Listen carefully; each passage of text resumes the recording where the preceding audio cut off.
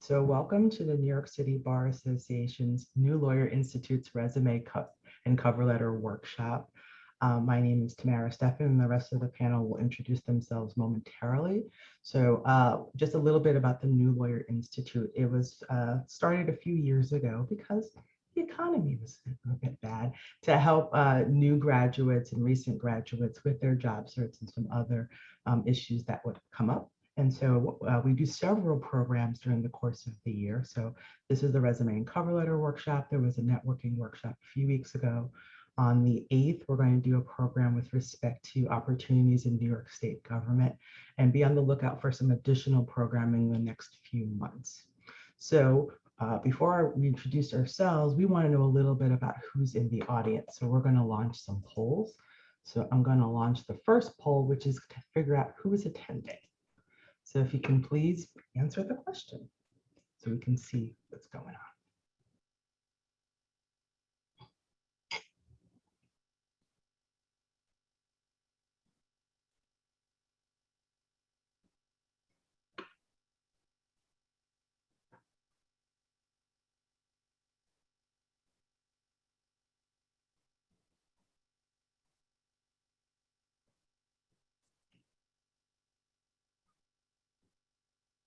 All right, so it looks like I'm going to end the poll there.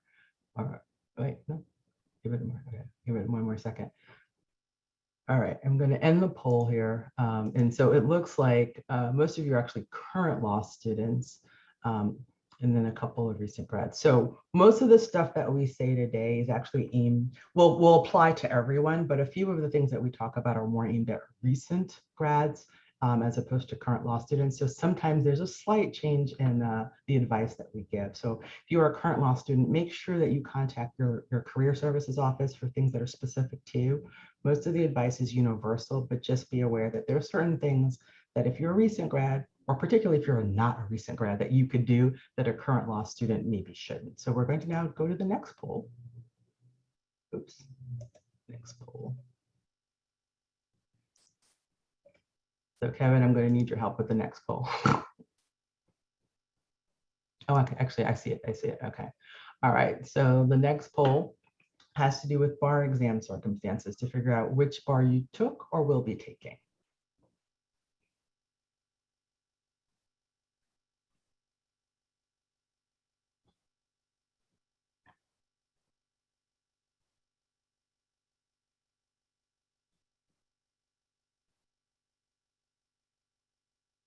We're just going to give it a couple more seconds. But thus far, since most of you are current law students, that makes sense that most of you are going to be taking a bar in 2022 or later.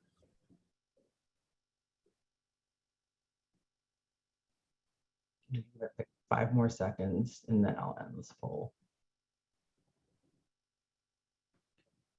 All right. So again, most of you are going to take the bar exam in the future because you are current law students. All right. So our next question has to do with if you've taken a bar, do you know what your results are?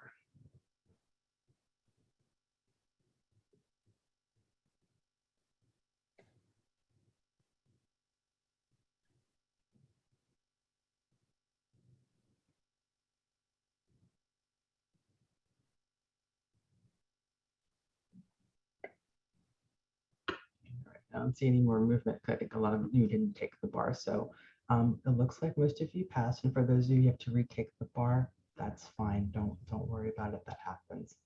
All right, we're going to go to the next question, which asks simply if you are a foreign trained LLM or not.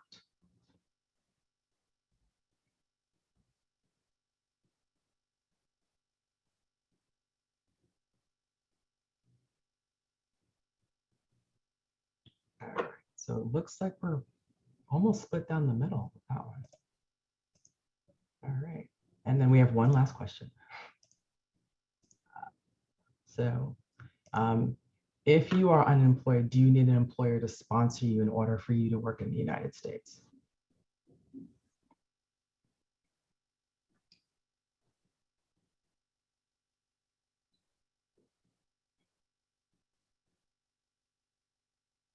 All right.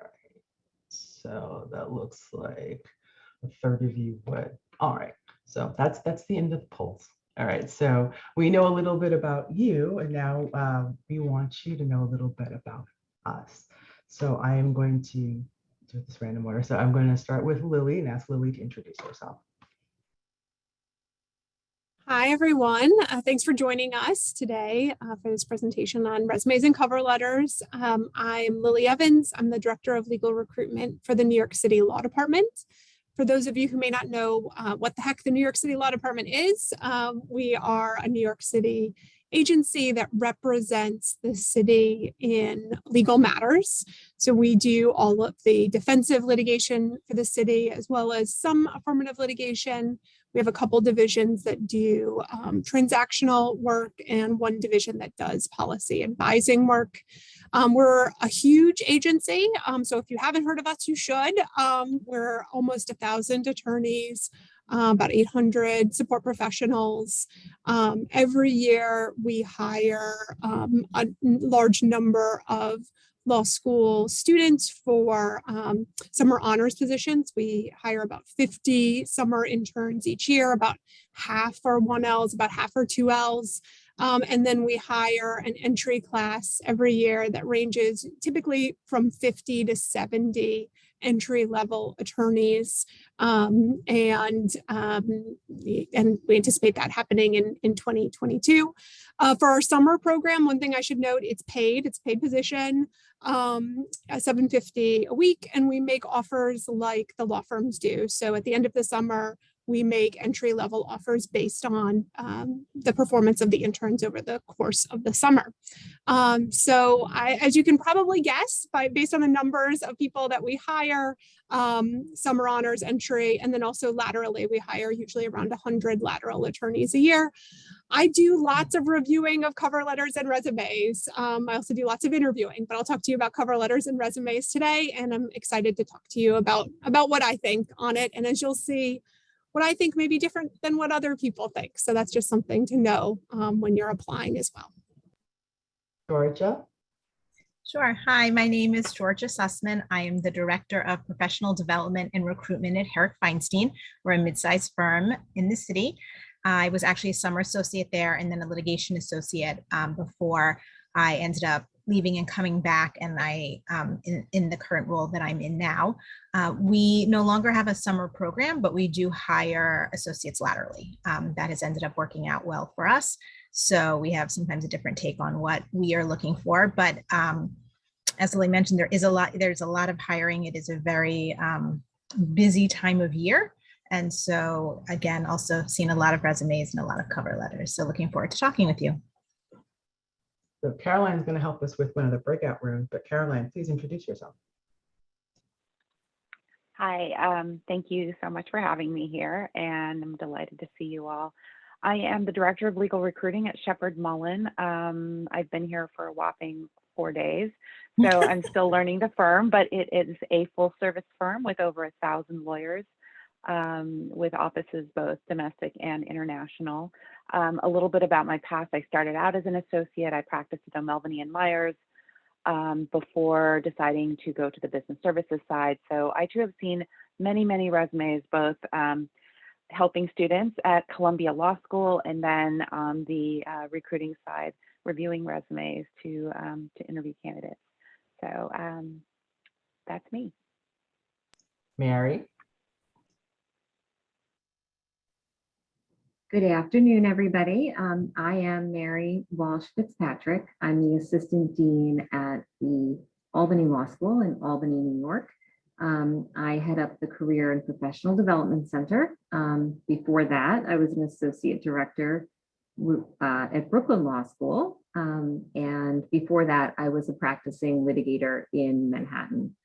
And so I too have seen many cover letters and resumes, and I'm here to co-moderate with Tamara Steffen. I'll be keeping an eye on the chat, so if you have questions as our speakers are talking, please feel free to put them in the chat and we will get to them as soon as we can. I'm Tamara Steffen. So I work at Brooklyn Law School in the Career Center. Before that, I was way before that. After graduation, I was an associate at a firm that was then called K. Scholler, Fairman, Hayes and Handler. And then I worked as the director of public sector career planning at my alma mater, Hofstra Law School. And I've now been working at Brooklyn Law School for the last 13 years. So I also, in a lot of different roles, have seen a lot of resumes and cover letters. And as Mary said, if you have any questions or anything, please put them in the chat. So we have some set questions that we're going to ask. And so it's possible that your question will be answered during the course of the presentation. So put your questions in real time. We might not answer them in real time. So we'll maybe answer it toward the end, but if it's something that is important, Mary will take it out of order and alert us. All right, so it's a resume and cover letter workshop, but we're going to start with cover letters because that's usually the harder thing to do.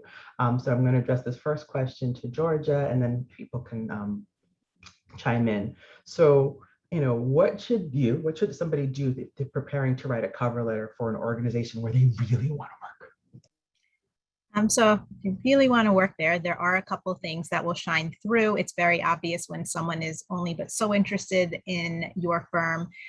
So if you would like to make your letter stand out, there are a few things you can do. First, I would look up the organization. Organization. I actually get very upset when I get a cover letter that says organization and you're actually applying to a law firm. So look up the law firm, look at their webpage. I recently was interviewing people actually for a staff position at the firm, and we said, did you look at the website? And they both said, no, I looked at LinkedIn, which is great. And I think you can understand the culture at a place very well by looking at LinkedIn in a way that you may not be able to on the website, but the website's going to tell you what they do, what they value most, because that'll be what is shown. That'll be those cases that they talk about.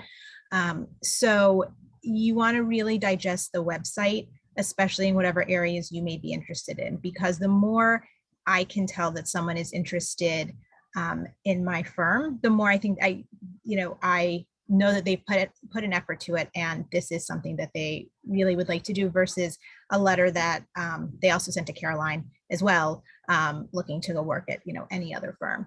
So it doesn't take much to understand what is important at a firm. I've had people write to me about the wonderful practice we have in XYZ, and in fact, it's a very small practice. So I know you didn't really digest what was on the website. And that sort of goes into when you are talking about what a firm does, make sure that that is something that they very much do, and that is sort of the bread and butter. Or if not, and it's a niche practice and you're interested in that, then just note that, because that will come across as if you having done your research. In your cover letter is also a place to explain something that may look askew, or someone may question when they are later reading your resume. For instance, if you are in another city, you may be currently, and this probably changes a little bit with the current climate we're in, but by and large, if you've spent your whole life in the South and you're now looking to come work in New York City, I always sort of wonder why all of a sudden do you want to come here? So to the extent you can give an answer to that, and it may not be that you have family, it may be something you have an interest because of these reasons, but it will be something that catches somebody's eye. So you might want to address that. There may be gaps in your resume that are worth noting, because as much as there are sometimes gaps, and it's understandable, people leave jobs, people lose jobs, we all understand that.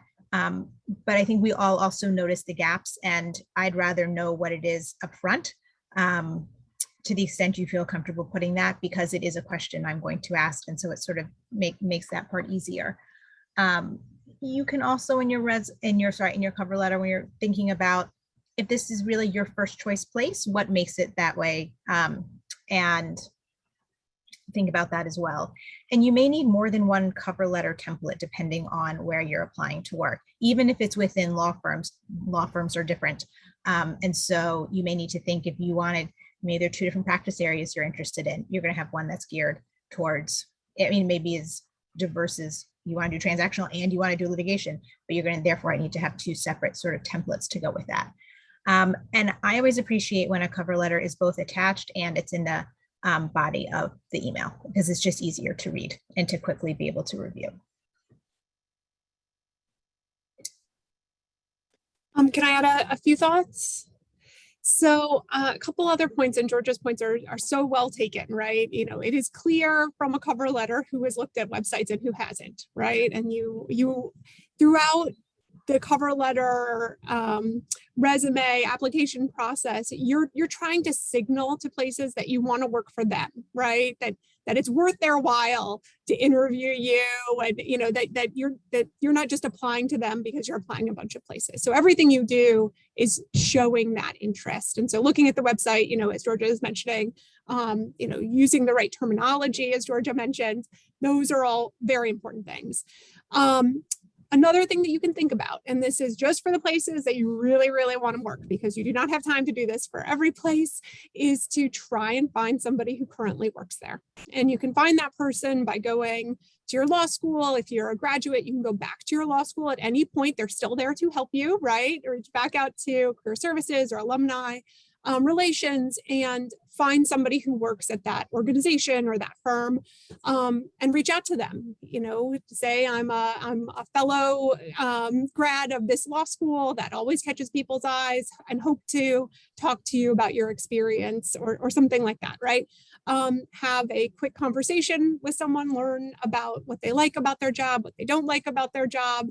You can learn things that, you know, you might not learn in other ways. You know, what is the organization really looking for, right? What's the experience like interviewing? All right, all these things that, you know, maybe you're not quite comfortable asking in an interview, maybe shouldn't ask in an interview. You can get great recon by having those conversations. And again, you can't take that time for every place because it does take time, but something important if you really want to work someplace. Sorry. Lily, Go, Georgia. Go, Georgia. To add on real quickly to what Lily said at the beginning, when you get a cover, when she was saying you can tell if someone's really interested in your firm, make sure you've PDF'd your letter, because it becomes very obvious and you don't always see it, but you do see it when, I see it upon receipt. There's a different color where you've inserted Herrick Feinstein, or a different color where you've inserted XYZ, and we all do that. We know that happens, but you don't want the person on the receiving end to know that that's what you were doing. So if you always print a PDF before you attach something, that works out better. Tamara, can I just say a really quick thing? So following up on what Lily said, it's really helpful if you talk to people to get a better sense of a firm or whatever organization you're applying to, but also to the extent that this person would be willing to speak positively about you, to actually mention that person's name in your cover letter. I'm going to speak to my experience, and I don't know if all recruiters are the same. We get a gazillion applications a year. And I think what I read is that on average, you know, people spend about 6 seconds in just kind of making that first pass of maybe or no. So one thing that really catches my eye is if a partner at a firm is mentioned in the first paragraph, that resume is going to get a much deeper look than, you know, another unsolicited. So if you can mention a person's name, I think that can be very helpful. I totally agree. So I was going to add that. The only other thing I was going to add is make sure when you write your cover letter, and we might do this a little bit later, don't make it all about like what you're going to get out of working for them. You can say a sentence or two about why the employer is fabulous, but they know that. They need to know why they should hire you. So you need to do that. So the next question is to Lily, which is, what is the general structure of the cover letter? What should it look like? So cover letters should be business letters, right? So you should have your address blocks, you should have the date, dear, you know, first name, last name, I think is what is now considered most appropriate in cover letters. Then you should have, you know, an explanation of you, what position you're applying to, why, you know, as Georgia mentioned, if you're going to be moving across country for this position, why you're looking to move across country. You know, if you've talked to somebody in the organization, that's where you mention where you talk to somebody, right? So you have that first paragraph that's kind of like, this is me, this is why I want to work for you, this is the position I'm applying for. And then you have two or three body paragraphs that talk about what you bring. So to Tamara's point, what you bring to that organization, and you can see what they're looking for on their job posting, right? And then you should be speaking to that in those body paragraphs. You're looking for somebody who can litigate law department. I am, on the trial advocacy team at Brooklyn Law School and, have competed in X, Y, or Z competitions, right? So, you kind of are responding to the job posting through those body paragraphs of the cover letter. And then you wrap up, you thank somebody for their time, and you sign off, right? So that's the main format. But again, it should look like a letter. It shouldn't look like an email.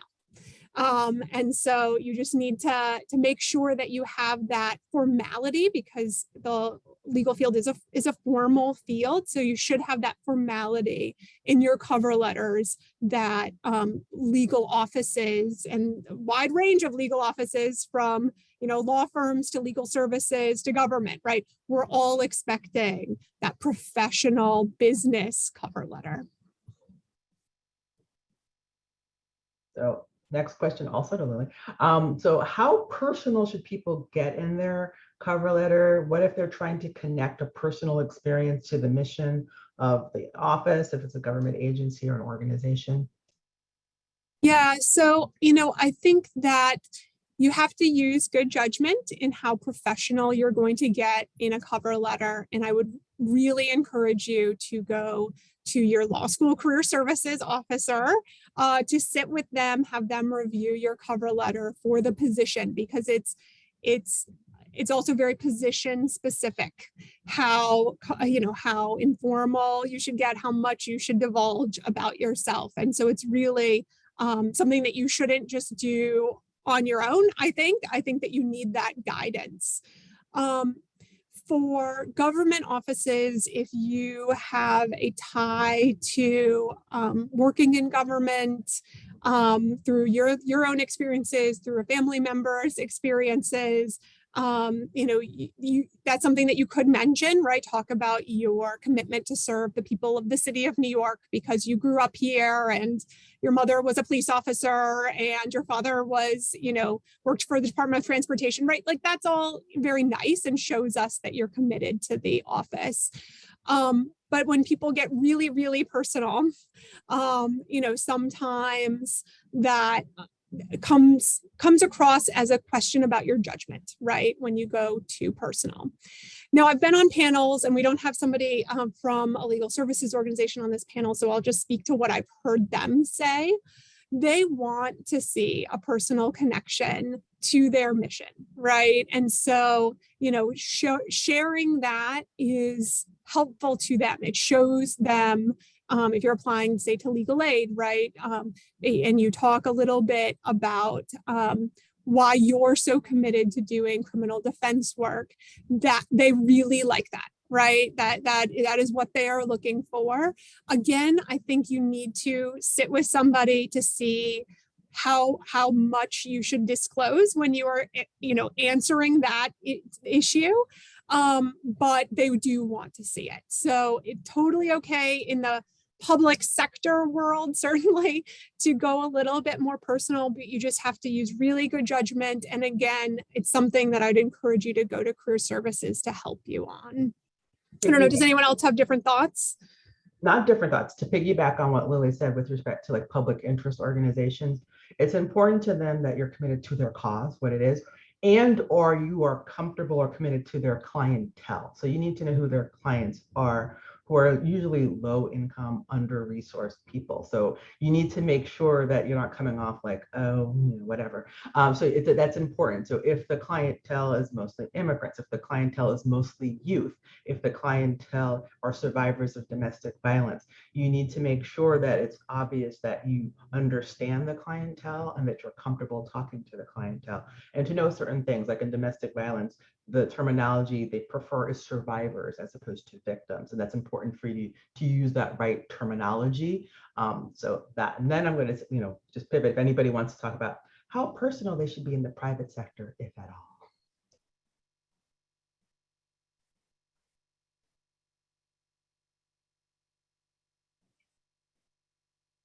Oh, I'm sorry. That was to me. I would say less is more. There may be a connection you have. Again, if you have somehow, there's a personal connection you have with another person who works at that firm, and there may be a sentence to that. You saw this person on a panel, you've spoken with this person, but short of that, I would say less is more. And I rarely see it actually. Short of, I went to your law school, and if you do reach out, as was mentioned before, and do have a conversation with a lawyer at a firm, if you've had the conversation, I think you can write that. If it's just that you sort of sent an email to this other person, I have had someone say that they sort of pretend that they have a connection that they don't have. That doesn't go over that well, because I will talk to that person, because if there is a connection, I want to make sure that, it then gets the deference that it deserves. So I would just make sure you're not stretching the truth in a relationship. All right, the next question is to you, Georgia. So what should be in that first paragraph of a cover letter? So basically, you're going to introduce yourself, who you are, your name, what you are. You are a recent law school grad. You are a litigation associate at XYZ. And then you're going to explain why you're a good fit. And the more specific you can be, the better it is. A hard worker or things like that, everybody needs to be those. But what you can do, whatever you can draw upon from your experience, that really does set you apart. And I think to the extent that these paragraphs are not very long, it is better. It is better because as someone mentioned before, if you're spending 6 seconds basically looking at someone's cover letter, the longer it is, my eyes are glazing over and I'm missing whatever that key piece is that you were potentially trying to highlight. And make sure it, again, is specific to whatever place you're applying to. And then you can explain your experience thereafter in those next 2 or 3 paragraphs. I probably would, if it's me, I'd rather it probably be, one other shorter paragraph explaining the experience, because I'm still going to look at your resume, but the cover letter is going to be those 1 or 2 things that I may not glean from the resume, or you want to really make sure that I do glean from it. And then, did you want me to go on to this? Did anyone else have anything else for the initial paragraph? Okay, so then in your second or third paragraph, I would talk about the relevant experience that you've had. And if you are a law student, it may just be courses that you've taken, or if you've done a clinic or something like that, any real life experience you have is really great to highlight. But don't just list what's on your resume, because we're going to look at that as well. This is sort of a place to highlight something that you really want one of us to see. And then it does become, I think, but other people may feel differently, a little bit presumptuous when it says things like, I look forward to meeting with you. I think you can do it. I look forward to hearing from you, because that is likely true. You do want to hear from me or from anybody else. But when it said, can I schedule a time to talk with you, things like that, that is likely not going to happen unless you've sort of reached out on a very sort of personal level, or there is sort of some linchpin that you're looking at that sets you apart. But in general, if you're applying to many different positions, I would not make assumptions in that last paragraph. We will reach out to you if we want to continue on. And then I think people have before asked whether, especially in this day and age, you need to have a real signature or a scanned signature. I think it's pretty easy now to have a scanned real signature versus your name / the S's. There are enough free products that I would probably take the time to make sure you have a real scanned signature, if you will, on your letter.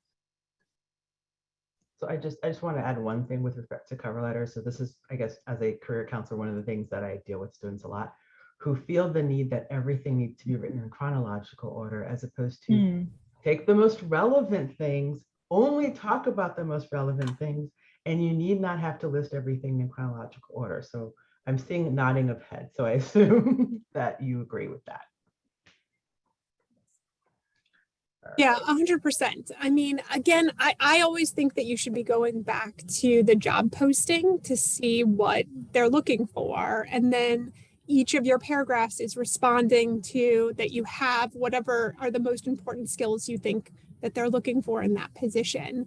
And the other thing that I would add is that it may not just be your legal experience that you speak to in your cover letter, right? If they're asking for leadership skills and you know, in high school and college worked at a fast food restaurant, became the manager of that fast food restaurant, you know, you can talk about that as your leadership skill, because that's a huge leadership skill. And I think I've talked to a lot of students who feel uncomfortable talking about or that they shouldn't talk about non-legal experience that they had before law school.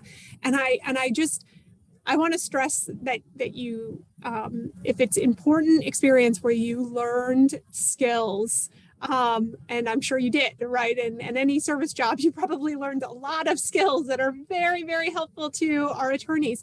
You know, talking about it in a cover letter is a great way to introduce that in. If you worked your way through college or law school, that is really impressive to us. You should be talking about that in your cover letter. It may not show up on your resume. It might, but it may not. And so the cover letter is a really great spot to highlight that. So just one other point I wanted to make. Before we get to how to close the cover letter, any other thoughts? I have just one thing to add, Tamara, if that's okay. I know I'm a co-moderator over here, but I just want to mention something that's come up for us pretty recently, where we've had some of our students who are applying for positions that are diversity positions and ask us the question of, well, how personal should I be if I'm writing a cover letter or maybe a personal statement in an application for a position that is meant to promote diversity? And my answer to the student was, I think you should be as comfortable, as open and honest as you're comfortable being, to demonstrate that your perspective is different and this is why. So I just wanted to put that out there, that for any student who might be questioning, you know, how personal they should get in such an application, I would encourage it to the extent that you're comfortable talking about it should you get the interview. I totally concur. So Lily, to how to end the cover letter. So we talked about scans. Oh, I think Caroline wanted to add something. Oh, so go ahead, Caroline. This is just really quick. One of the things that drive me crazy when I look at a cover letter is when people literally say everything that's on their resume in their cover letter. That's just a waste of space, and you know, you're losing an opportunity to really highlight things that can't be shown on a resume. And you know, I think Lily was talking about you know, some of the skills that you develop. It's really hard to put on a resume that you know how to work in a very high pressure environment, that you know how to juggle, you know, those kinds of things that are really important in working as a lawyer. Those are the kinds of things that you can put in your cover letter that may not fit in your resume, but are really important to know. And, you know, I just get really annoyed when I see a recitation of all the things that they've done. Like, you're wasting my time. You may as well just send a transmittal letter attached as my resume, right? So it's just, you know, actually be thoughtful. And you're right, cover letters are so much harder than resumes. Yeah, and going off of that, you know, your cover letter is your first writing sample, right? It's your first advocacy piece for yourself. So if you're throwing literally everything but the kitchen sink at it, then we're going to worry about your judgment in doing that, right? The cover letters that I get where it's like 0.5, you know, margins around the sides because people have just stocked it full of as much as possible. That's, you know, it doesn't show that you have judgment, that you're, you know, seeing what we're looking for and that you're speaking to that and being an effective advocate for yourself. So I think that that's a really great point. You know, we don't want a recitation of your resume. We want you to pull out for us what you think that we should stress in our minds when we're thinking of you as a candidate. Before we move from cover letters, we do have a question in the chat. So before we move on, if it's okay, Tamara, I'm going to raise this for our panelists. And the question is it all right to mention in a cover letter that you're interested in another opening with the company, other than, I guess, in addition to the one that you're applying to maybe demonstrate that you're really interested in the company overall? So if it's me, I would say no, unless they are similar positions. If you're talking about, we have a real estate finance position open and a corporate finance position, those are decently similar that you could have overlapping skills. But if you are interested in both corporate and litigation, that again is sort of shows me that your judgment isn't great. I know you really would like to work here.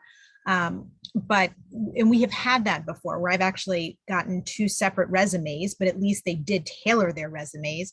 But within 6 months, when you've gone from I really want to be a real estate associate to I really want to be a litigation associate, that it just calls into question. You are either able to be one or the other, unless you're doing real estate litigation. But in general, you're not going to be a mid-level transactional associate and a litigation associate at the same time. So I think it's rare that that's going to happen and go over well. Anyone else feel differently? So at the law department, we have a number of different divisions. And so in your one cover letter, if you're applying for a summer honors or entry level position, listing all of the divisions that you're interested in, that's good, even if they are different, because when we do the initial hiring, for the summer or for the entry, we understand that you're still probably figuring out through your law school experience what kind of lawyer you want to be. And so we explore that in the interview process. It's helpful for us to know where all you'd be happy. It also shows us that you've looked at our website, know that we have divisions and are mentioning them, right? So for us, for kind of the beginning of your career, being less certain about where you want to go is okay. But once you're out of law school for a period of time, then you really need to be more targeted in terms of what you would like to do.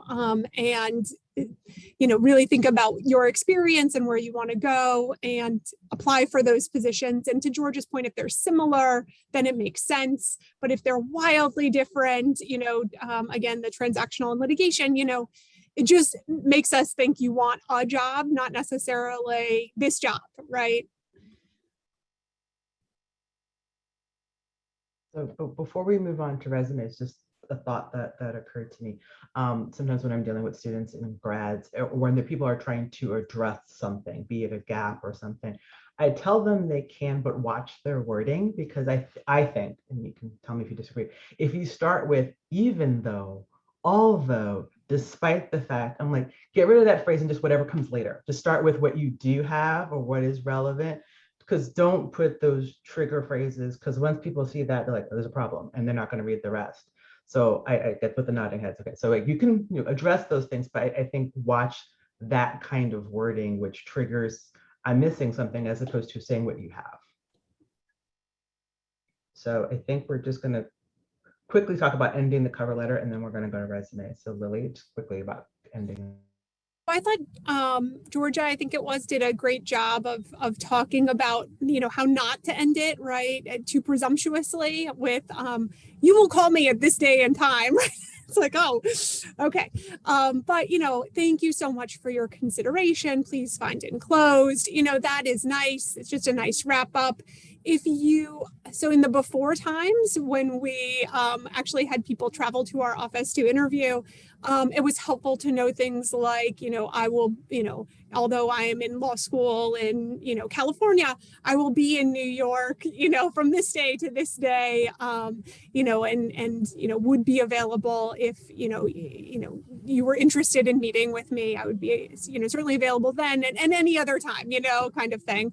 That was helpful to include, but just wrap it up, right? You don't need to make the final paragraph anything too special or memorable. In fact, you don't want to be too memorable. Those are the cover letters that, we all probably have read and think back on and kind of, don't remember in the best way, right? So just close it in a nice formal way, thank somebody for their time and end it. So now we're going to move on to resumes. And for the attendees, just keep in mind that this program is aimed more at recent grads. So some of the things may be different for current law students. So to Georgia, what should the structure of a resume for a recent law school grad look like? Okay, so on the top, you're going to have your contact information, your name, your address. Again, you can think about which address you want to put. You may be in law school in one state, you may be from a different state. And again, you likely will have more than one resume. If you're applying into jobs where your law school is, you're going to have a resume that has that address. And there'll be other things that change as well. So I would have your name, your address, your cell phone number, and your email, because you want people to be able to contact you easily. Your education is going to go first, especially because that's what you probably have the most of. You're going to start with your law school. The way I've always liked to see it is you're going to have your law school on the left, and sort of left justified, and then right justified is the city and state. Underneath that is going to say Juris Doctor, and then it's going to say either your expected date or the date that you graduated. And then if there are activities underneath that are honors, things like that, that's where those would get input. And especially if you're just graduating law school, this should only be one page. So I'll continue to talk about it, but all of this should fit, unless there's some really extreme circumstance. You may have gone to law school very late in life. By and large, this should stay on one page. And you want to be consistent. It is often very easy to overlook, but the person looking at it for the first time will be able to spot the thing that is not consistent. So if you're going to have each educational institution in bold and each place you work in bold, make sure that that stays all the way through the resume. And that goes for anything else. If you are using bullets, they should all be the same type of bullets. They should all be the same size bullets. If your city and state are italicized versus bolded, that should carry all the way through. So after your education, you're going to have your law school, any other graduate degree. Underneath that would go your undergrad experience. It is very rare that you're going to have anything else below that. There may be the one random occasion where you went to the same high school as the recruiting person to whom you were writing. You may add that in for that one. That would be about the only time I would ever do that, because that may be a personal connection there if you don't already know them. And then under that will be your experience from, and that I would do from most recent to least recent. You may be able, and I say that mainly because when I look at a resume, and others, can let me know if you do it differently, I'm looking at the dates and I sort of want to see your whole chronology in order. And if you were I can understand in this area versus a cover letter wanting to talk about what's most relevant. It's harder for me to jump around and figure out sort of what your story is. So I would do that from most recent to least recent. And similarly, when you're listing experience, you're going to have the place of, I have the place of employment left justified, the city and state where that is located right justified, and underneath that, the title of whatever your job was, and then right justified are the dates that you held that position, and underneath that is the experience. And that I think goes on, for whatever, for each piece of experience you have. If, depending on how far along you are after graduating, if you were admitted to the bar, at the bottom, I would list the bars to which you are admitted. You may have publications. You may have published a note while you were in law school. You may, as your career takes off, you may have published while you were working. I would list those. I would also be prepared to talk about those. Be prepared to talk about anything that is on your resume. That seems obvious, but it's an important point to make. And then interests and activities, I think, are things that it can go really well and it can go awry. And I think it's sort of like Lily was saying earlier, it's a judgment call. Sometimes your interests catch somebody's eye in a positive way. I think we had someone who was had a very impressive resume, and he was also a balloon handler in the Macy's Day Parade, and that was pretty fascinating. But you want to stay on the right side of silly. And if it's something that's interesting and someone can talk about, sometimes when you're going through an interview and you kind of need something to talk about sometimes. So it's nice to be able to draw on an interest, but just make sure that interest is not it is interesting because it's so strange versus it's really something unique about you that you're proud of. Yeah, going off of the interests. Oh, sorry, Mary. That's okay, Lily. You know what? I'll just put this question out there so you can address it. Maybe you and Georgia, as you talk about resumes. There's a question here from someone who has about 10 years of experience. And the question is, should my resume still be one page? And then there's a separate question, but let's start with that one. So I think you should still be able to keep it at one page. I still see for people that senior one page, unless you had a very diverse, your experience has sort of drastically changed over the years. If you've sort of just gone up the ranks, I would think you could make it pretty concise. If you sort of switch gears at some point, that may be harder to do. And I don't think, to me, the one page, the rule is just that you don't want to have a lot of superfluous things. If everything really is relevant and is useful and sort of speaks to your career, then I would include it. And if it goes on to the next page, I think it's not the end of the world. But again, the more concise you are, if someone's only spending a certain amount of time looking at something, that second page may not even get looked at that well. So that's just my thought. Lily, do you think anything differently? Yeah, I'd agree, Georgia. I mean, you have to have a real reason to go on to 2 pages. And most don't, right?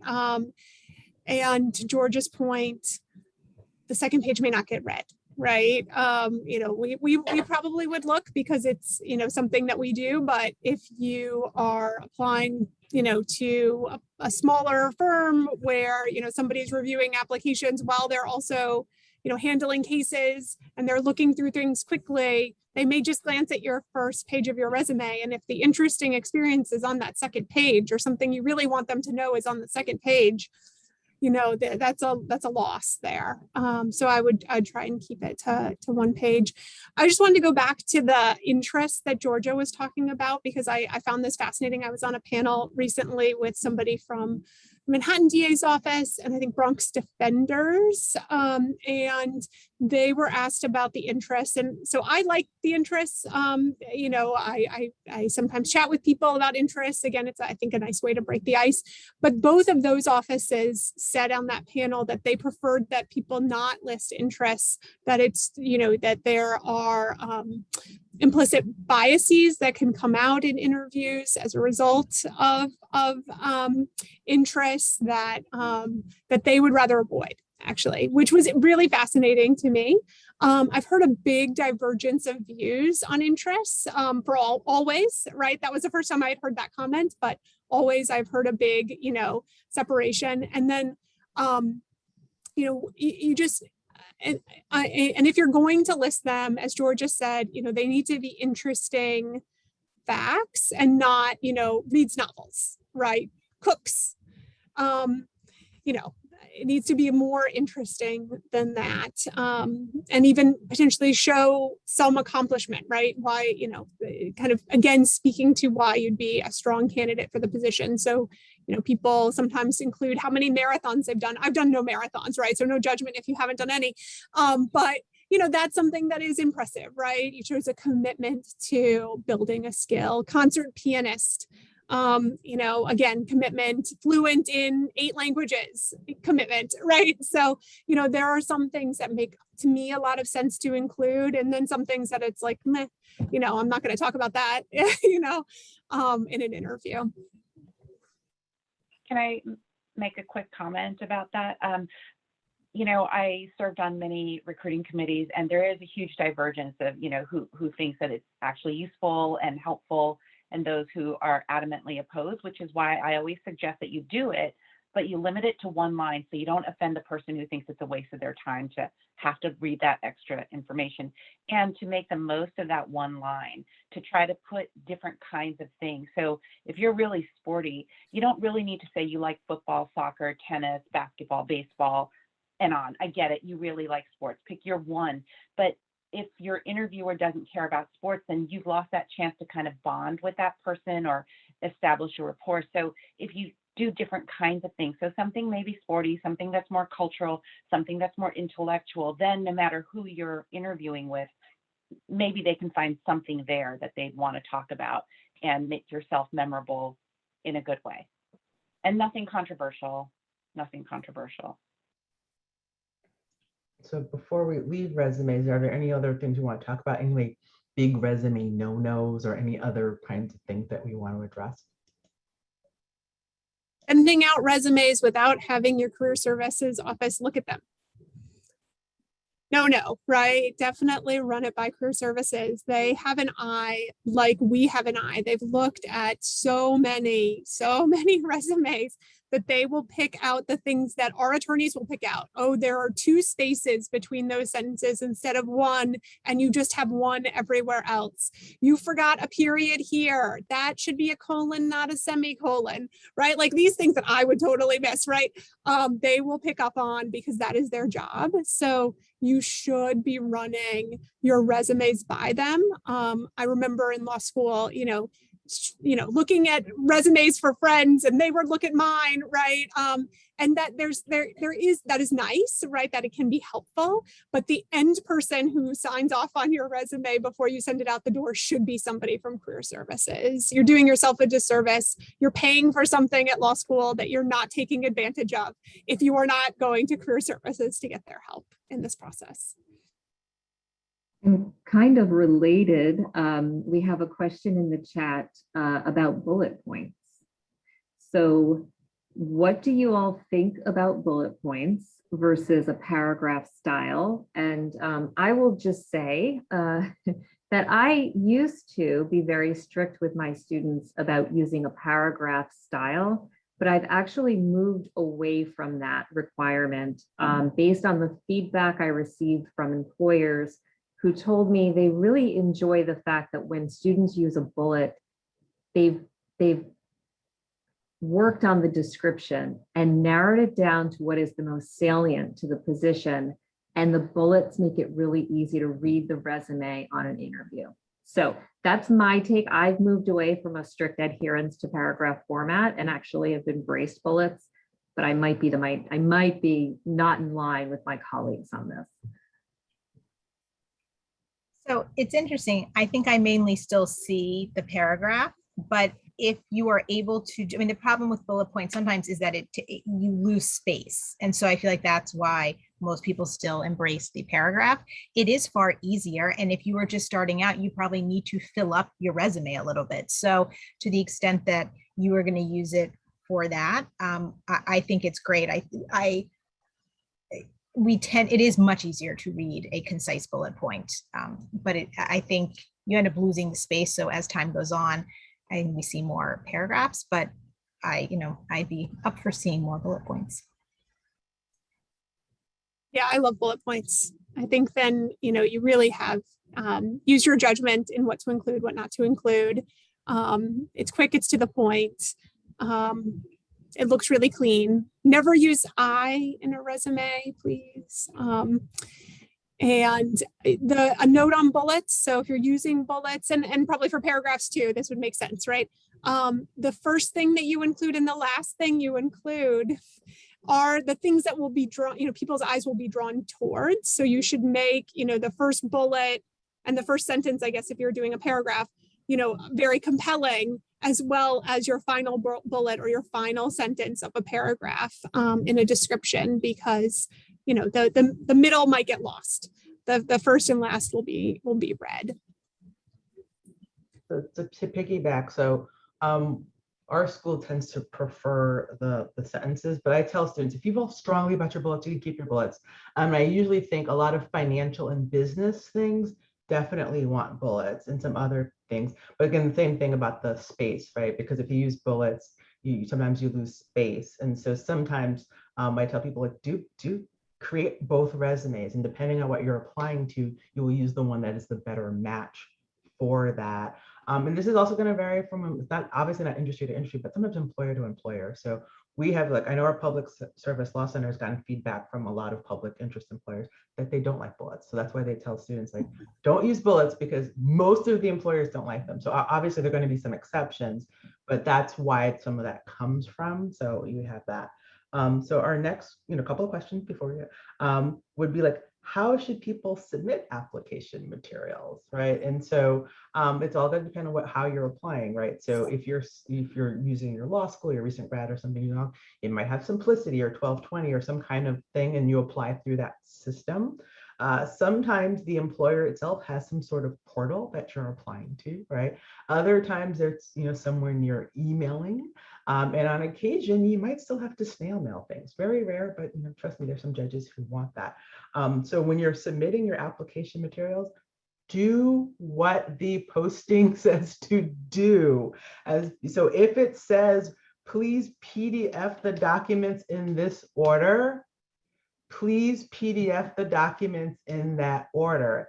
If it says to name your document, your first name, your last name, and follow those things. So does anybody want to add anything to how to submit your application materials? I have two things. One, I meant to mention this before with the resume, if you go back real quickly. Your prior job should be listed in the past tense. The description should be in the past tense, and your current job should be in the present tense, which is a big deal, but I completely had left that off before. As far as submitting, I used to tell people, because I'd read about it in a book when I was in law school, that if you really want to make an impression, send a FedEx envelope with the letter to whoever it is, the director of recruiting. It is, I mean, in particular now because people are remote, but even before that, it is now the bane of my existence now that I'm actually in the role, because I don't readily have your information on my email, which is how I'm going to respond to you and how I'm going to put it into our system. So all that does is frustrate me to no end. Even if you email and send it, it's not going to readily occur to me that I also have it in my inbox somewhere. So unless the instruction is to do so, in which case, obviously, you should follow the instructions, I would always reach out by email, because it is the easiest way for me to track something and to respond to you. And then just something Georgia said earlier that I want to bring back up just so people know to do it. Convert everything to a PDF before you submit it, right? Because again, we will see your track changes. We will see things that you aren't expecting if you leave it in a Word doc format. So convert it to a PDF. The other thing, so we don't do that. We have a portal where you submit your applications online. That's how our office does it, how our postings require you to apply. But my understanding is that some offices use a computer system to review applications, cover letters, and resumes. I don't know, do either of your firms use a system that culls applications? No. Ours neither. We read through every single one. You are the system. Yes, me too. But that's just something to know is out there. And you, again, can talk to career services about what offices do that. I think the federal government does that, where when you upload your application to the system, it reviews the application for certain keywords. And so that's just something else to be aware of when you're applying to those postings. Make sure that you're reviewing the posting and mimicking the language that they're using in the posting so that the computer system pulls you out of the pack, right? But that's just in terms of other things to think about when you're submitting your application. You know, who will be reviewing your resume or what will be reviewing your resume is one thing to think about before you click submit. And to Lily's point about the PDF, it is much easier for you to see that something is amiss when it's in, and I don't know why, when it's in a PDF. Like all offer letters get PDF'd. I will review an offer letter multiple times. I put it in PDF to send it out. I look at it again, and then I catch the thing that I've missed, even though I've reviewed it quite a bit. And if you no longer, if you're out of law school a little bit, have someone else look at your cover letter, your resume. It's harder with the resume. With a cover letter, read it out loud. You will catch things by reading something out loud that you don't catch with your eye, because your eye will just gloss over it. So those are some extra pieces of advice.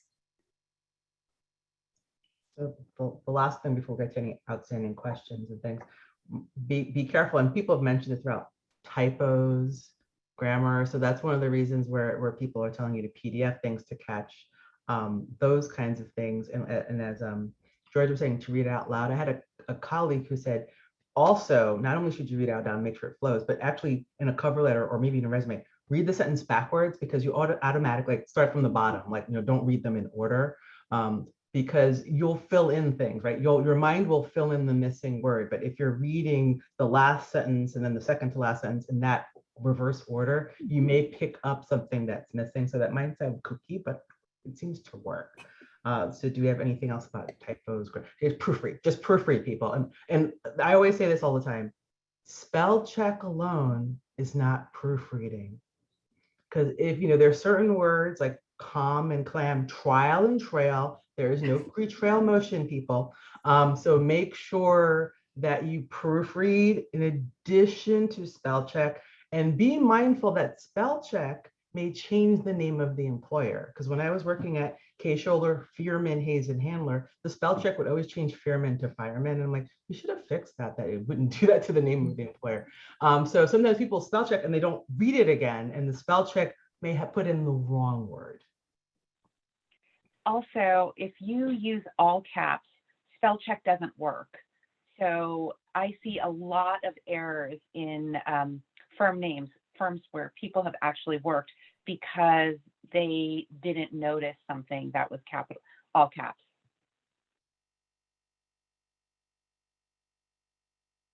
So we're trying to figure out what to do with the breakout rooms. So I want to know if we have any general questions that we should answer here before we go to the breakout rooms. So do we have any general questions that we should ask in this bigger group?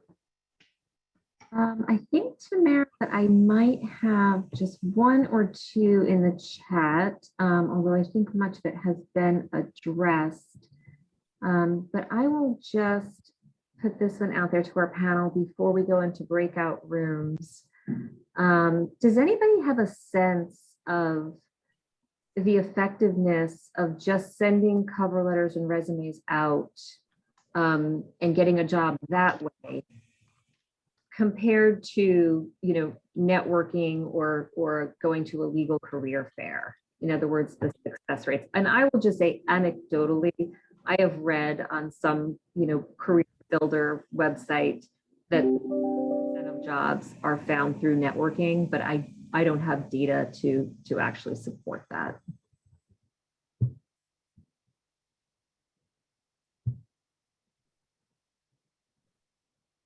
I mean, I think that, we certainly hire people who we have never met, never had networking with through OCI and interviewing that way. How a lot of people learn about our office, though, is through networking, right? So they hear about the existence of the law department because they don't know what it is otherwise, by talking to career services, talking to friends at law school who have interned or worked for us, or going to some event and coming up to our table. So I think I don't think it's an either or. I think it's a yes and. I think you need to do both. And how you'll get your first job will just be how you get your first job. And it's awkward, yes, to do networking. I hear that, but you got to lean in when you're job hunting and start building your network of colleagues and friends and learn about different legal organizations by getting out there a little bit. So if we don't have any more questions, Mary, or general questions, what we might do, so do we have? So what we might do is once we're done with more general questions, we're going to go into the breakout rooms, and then you can ask some of your questions in the breakout rooms. We'll probably be in the breakout rooms for maybe 15, 20 minutes, and then we'll reconvene to say goodbye. So thank you for everyone. And Kevin, the almighty Kevin, you can put us in the breakout rooms right now. Thank you, Kevin. All right, before I open up the, go ahead. I was just gonna ask, what time should we come back here to the main room? I would say 1:50. All right. Sounds good. Perfect. All right, before I open up the rooms, I just want to let everyone know, the moment I open up the rooms, a window should pop up on your screen saying which room you should choose, you want to go into. So feel free to choose the room that you want to go into. If you do not receive that pop up, please raise your hand and I'll call on you and then you'll tell me where you want to go and I'll put you in that room. So I'm going to open up the rooms in 5, 4, 3, 2, 1.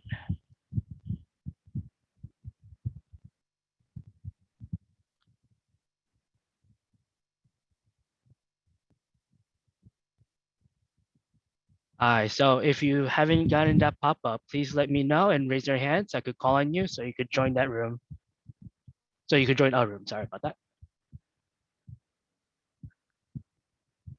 Alrighty. Anna Webner, where would you like to go? Maybe I would be most interested in the law firm background. Law firm, that'll be with Georgia. Yes, exactly. All right. Thank Alicia San Miguel, where would you like to go? Hello, yes, me too. I'm interested in the law firms. Law firm, all right, give me 1 second. Hi, Hillary Brown. Hi, I think I would be interested in the law firms as well. Law firm, all right, give me 1 second. Megan Bernardo. Yeah, I think I would be interested in the law firms as well. Law firms, give me 1 second. Katia Vasquez. Yeah, hi. I would be interested in the law firms too, please. Law firms, give me Thank 1 you. second. Lin Zhang. The law firm breakout room as well. Thank you. Give me 1 second, please.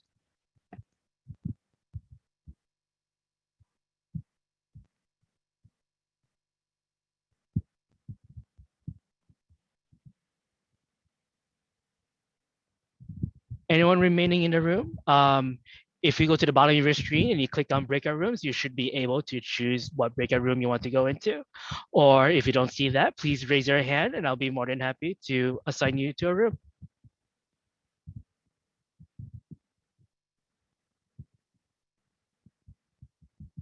Ignacio Berhan, where do you want us to go? Yes, I would like to go to law firm as well. Law firm, you got it.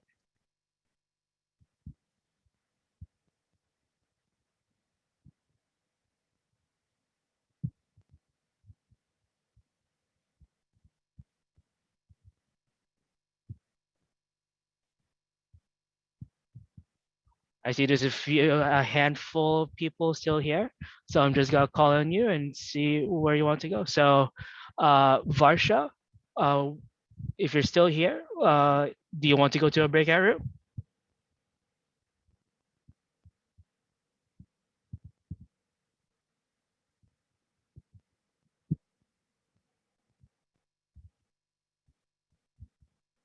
All right, Masao, give me 1 second.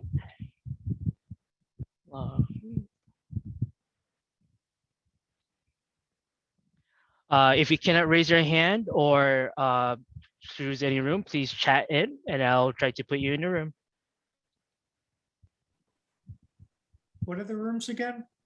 So I know Georgia Sussman does law firms. Lily Evans works for does government. Mary Walsh Fitzpatrick is the associate dean in Albany Law School. I'm not too sure of Tamara or Caroline's background. I think I'll do law firms then. All right, I'll put you in law firms. Give me 1 second.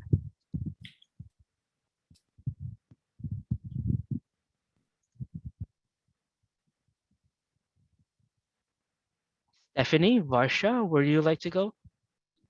If you're still here. We want to thank everyone for attending the program. We want to answer as many questions as we could in the breakout rooms. If you still have questions or concerns, as Lily always says, reach back to your law school career services. We're always here to help, whether you're a current student, you graduated 5 minutes ago, you graduated before anybody we know was born. We are here to help you. We want to thank you for your time and your attention. We hope that we provided you with useful information, and that we want to see you in the future at a future New York a New Lawyer Institute program and/or a New York City Bar Association program. So thank everyone, and have a good day. Be well. Any parting words from anybody else? Just it'll happen, right? You'll find the job. It's a process. It's an annoying process, but you'll get through it. You'll find the job. Head up, keep going. It'll all work out. Good luck.